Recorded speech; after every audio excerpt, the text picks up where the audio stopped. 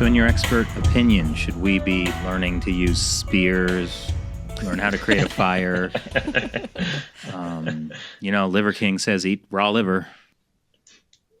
If you can learn to make chips at home, you'll be certainly far in advance in case Taiwan is attacked. Comes back to the mom and pop semiconductors. I knew it. Well, before we wrap up, I do want to talk about the case of the Fujian Jinhua. That's pretty interesting, I thought. I think that's an interesting example of the U.S. flexing that power, the leverage. So Fujian Jinhua was a Chinese company that was trying to break into the memory chip business, and in particular the DRAM memory chip business, which is dominated basically by three companies today, one American and two South Korean. And the American firm Micron had a facility in Taiwan, and several of its employees there took some proprietary information and transferred it to Fujian Jinhua, which is a company in China's Fujian province. And Micron sued for infringements of its intellectual property, and a court in Fujian granted a countersuit against Micron for violating intellectual property laws that were actually stolen from it, and issued a really wide-ranging injunction that really threatened Micron's business in China unless it gave up its intellectual property lawsuit. So it was a clear example of a bogus court case being used against a foreign company to try to extract some technology. And it posed the question to the U.S. government of how do you respond? Do you complain? Do you act in some way? And this was under the Trump administration. They decided to cut off Fujian Jinhua from accessing U.S. tools.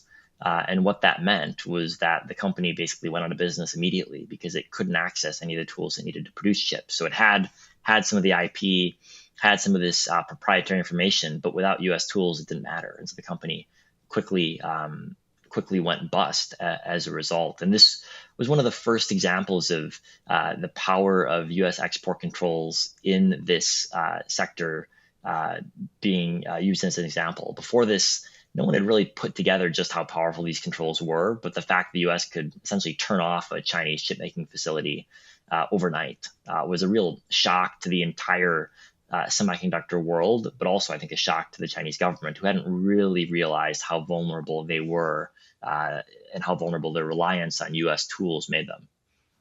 That is incredible.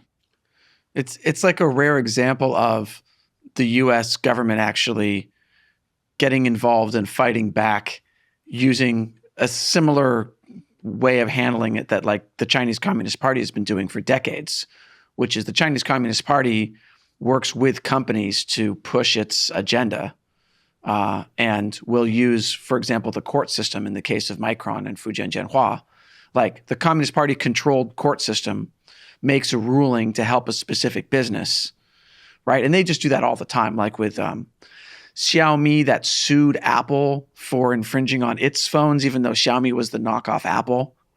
Like you've seen this all the time, and then it actually changed when the U.S. government was like, you know what, we're gonna do something. So that's like a hopeful note that like actually there's something the government can do. Yeah, it's interesting. On the one hand, I think you're right that it is a more effective response. On the other hand, it's a shift away from a reliance on rules to govern the U.S.-China trading relationship. For a time, there was a hope that you could have trade rules that everyone would follow, and that this would be an effective way of governing U.S.-China trade as well as everyone's trade.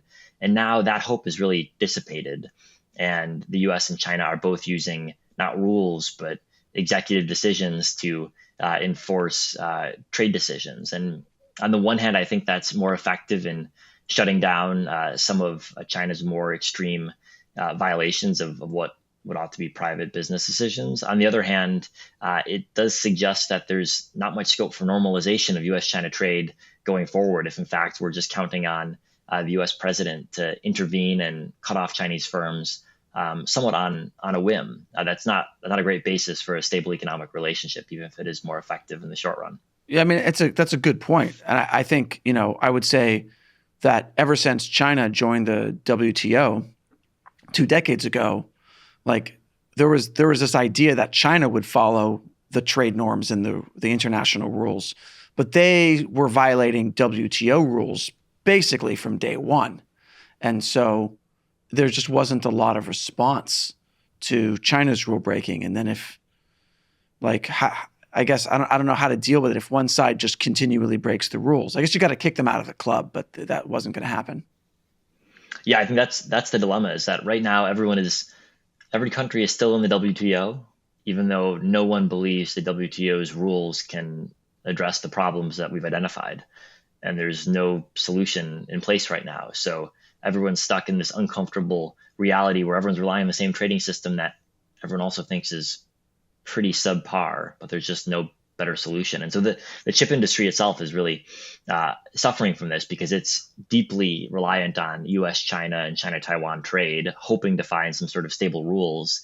And in reality, it's at the whim of the chip war as US and Chinese officials make decisions that aren't really bound by rules, that are bound by political calculus, as both countries jockey for power in their relationship. Is there anything that the semiconductor companies can do? I think right now they're trying to understand where governments are going and realizing that unlike most of the past 30 years, they're now at the whim of political authorities, both in Beijing and in Washington and elsewhere. The reality is that governments are offering so much money and also threatening so much of their business with new regulations that chip CEOs, for the first time in a long time, really feel like they're no longer the driver's seats and are trying to figure out what political leaders are going to do first. I think what really needs to happen, Chris, is for Xi Jinping to read Chip War and just understand that he needs to back off from Taiwan. Well, I will have a Chinese language translation coming, but it'll be published in Taiwan in traditional characters. So I'm not sure if he's going to be a reader. Well, not until he takes Taiwan. And at that point, it's too late, isn't it? Oh, no. Well, thank you so much for joining us today, Chris. It's a great book. I also want to thank all of these semiconductors that have made this interview possible, and for the semiconductors that make it possible for people to watch it on their own devices. It's going to suck when we don't have those anymore. Our entire business model is dependent on semiconductors. Well, and I'm learning how to use a spear. Well, thanks so much for having me. I'll go train with my own spear as well after we sign off. Great. That's all I want from this show, is to encourage people to prepare. All right. Thanks, Chris. Thanks for having me. Well, I got to say, this left me feeling pretty depressed. In the Cold War, there was the fear of being nuked back to the Stone Age. Mm-hmm. In our day, it's just, a supply chain collapsed, and now we're back in the Stone Age. The fear of not having an iPhone 15 is my greatest fear, Chris. That's right. I'm kind of imagining some kind of, now that you said Stone Age, Flintstones kind of future where we have to try to replicate modern technology. We have cars where we have to pedal it. Without semiconductors. That's right. It would actually, like the steampunk era is a kind of non-semiconductor high-tech future, right? Steampunk is not real, right? It will be. It will. Yeah, that's my point. I don't think we have to actually, rely on steam, because there will still be internal combustion engines. But yeah, but they're less cool, Shelley. So I would go back to steam. It's far less efficient, but the steam comes out and that looks cool. There's a series of books that I read that the author called them card punch punk, because it was kind of like early computing back in the 1950s, where you were literally feeding like punch cards, yeah, or punch card punk, maybe then it was punch card punk. Yeah, I like that. Did your book have calculators like as a job title? Maybe, because it was actually about like an asteroid hits the Earth in the early 1950s, and it speeds up the space program so that people can go to the moon and then Mars, because the Earth is going to go extinct. So everyone's going to die except for like a couple hundred people that get sent to Mars. Something like that. Okay, and that's positive. Well, I'm not concerned about the semiconductors. I don't need a dishwasher. I can wash a dish myself. And are you going to drive a car? We've got cars out that they'll last. I don't know. If you have the kind of cars that you have now with so much technology in them, I don't know if they're going to be as easily repairable as 1950s Cadillacs or whatever. Yeah, right? like, if you buy a new car today, like the drive shaft, like your steering wheel's not connected to your drive shaft. It's all electronic. So that like the steering wheel has nothing to do with actually physically moving the wheels. It's just connected via electronic signal. But older cars, like you can turn the wheel when it's in park, right? And it'll move the wheels because it's a physical connection. And they stopped doing that because, electronics are so cheap and easy to use and it's more efficient. And it's safer. And it's safer because, if you want to have like lane assist where it keeps you in your lane with like newer cars. Well, I mean, even the power steering was supposed to be safer, right? Yeah. But like, okay, so my brother has a classic car from the late 70s. And like all of that's manual. So it's actually really cool. Although technically it does have some chips in it, but they're just super low tech. So we're all going to be driving 1970s Volvos is what you're saying? Yes. Oh my gosh, it's the worst future imaginable. Volvo punk? Well, Volvos actually used to be really cool until Volvos were bought by Greely and then the Geely, the Chinese company. And then the quality of Volvos went way down.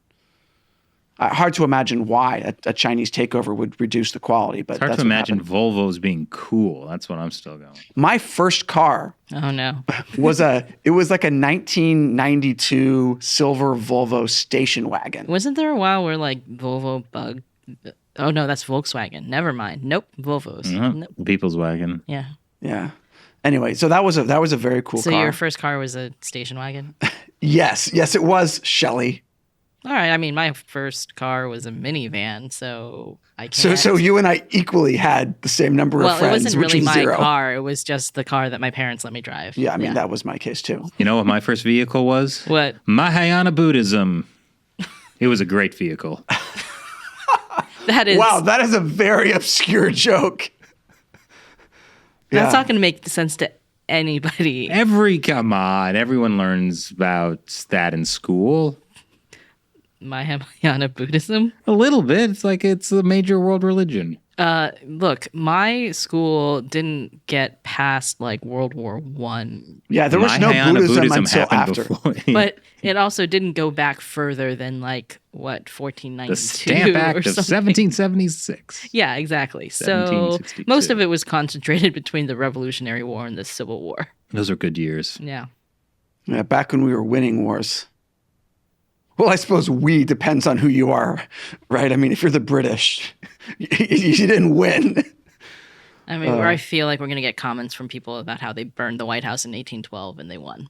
I don't think they won. Did they take over America? No. No, but that's like saying China won World War II because which the Chinese Communist Party does like to claim. That's silly. They didn't burn down the White House. You know what I'm saying? It's not that the U.S. won the War of 1812. It's that Napoleon kind of distracted the British. Whatever, Shelley. I don't like that take. Did that what they taught you in school? No, I don't think I really learned anything about Napoleon because that was Europe. I don't think I learned anything in school, to be honest. I learned about Mahayana Buddhism. Yeah, I don't know what school you went to. In your Catholic Yes. school? Wow, that's a very progressive Catholic school. Yes. Yeah. They actively pitched other religions. Yeah, they had us actually. There was one project where we had to go to like a church or service of another religion. And you picked Mahayana Buddhism? No, I didn't. I picked Unitarianism or something. Wow. It was silly. I'm not going to tell that story. That could get us in trouble. Yes. But back to Chip Wars? To microchip semiconductors. steampunk. Oh. I wonder if someday we'd be like semiconductor punk. You know what I mean? Like, But aren't we living in semiconductor punk? When the future has progressed to like liquid crystal tech, I don't know, like whatever. Like the Goa'uld technology. Yes, where it's crystal all technology. Just crystals. crystal technology, and then we'll look back and be like, oh, remember semiconductors? Well, no, that's not going to happen because soon we will be supply chained into the Stone Age, and people will talk about this as like And then legendary. we'll be before crystals- time. But crystals are types of stones, so we could advance using a purely crystal-based technology. Think about it. I smart won't. brain. I won't. I think this is Thank a good place you. to end.